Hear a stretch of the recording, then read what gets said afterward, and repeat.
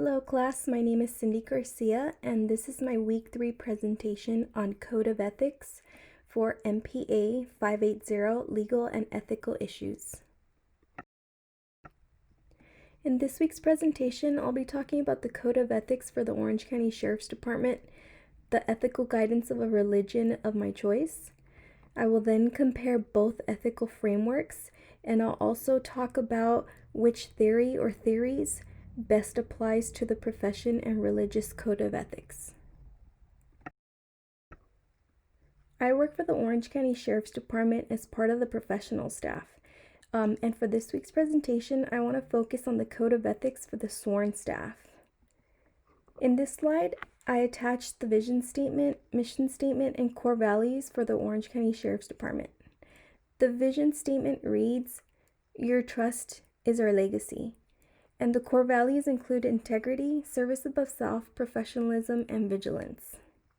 Sworn law enforcement officers in the state of California all adhere to the same code of ethics.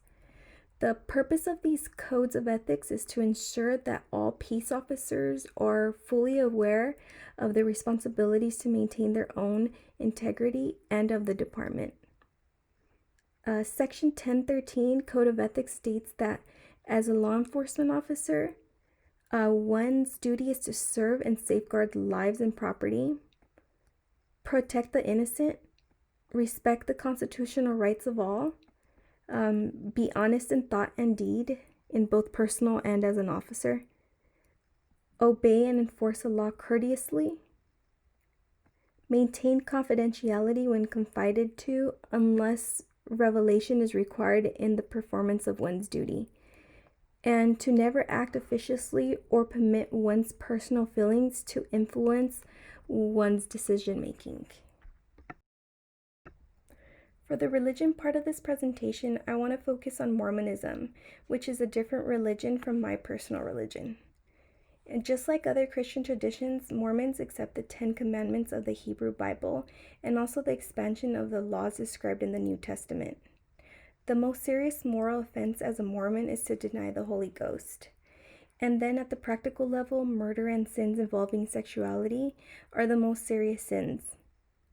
Sexual crimes are serious offenses against the moral order of Mormonism, and in order to live a godlike life, men and women must control and channel their sexual desires. These principles all have influenced Mormonism into the realm of public policy. They also follow a Mormon dietary code called Word of Wisdom. This law requires you to strain from alcohol, tobacco, tea, coffee, illegal drugs, and other addictive or harmful drugs. They have a heavy emphasis on moral necessity of caring for the poor and needy people. They do what's called a fast offering, which is of 2 consecutive meals per month, and then make donations to the church at the equal value of those meals. Their offerings are used to care for members of the congregation who need money and food, and they also ship large amounts of goods to places of natural disasters around the world. They also pay a 10% annual tithing to the church in the moral idea of sacrifice to help weaken one's individual desire for material things. After briefly researching and learning about the Mormonism, I think that there are some ethical frameworks between law enforcement and Mormonism that agree with each other. For example, both serve the community and those in need. And when it comes to honesty and integrity in law enforcement, it coincides with the Mormons' strict code of chastity, which includes complete fidelity within marriage.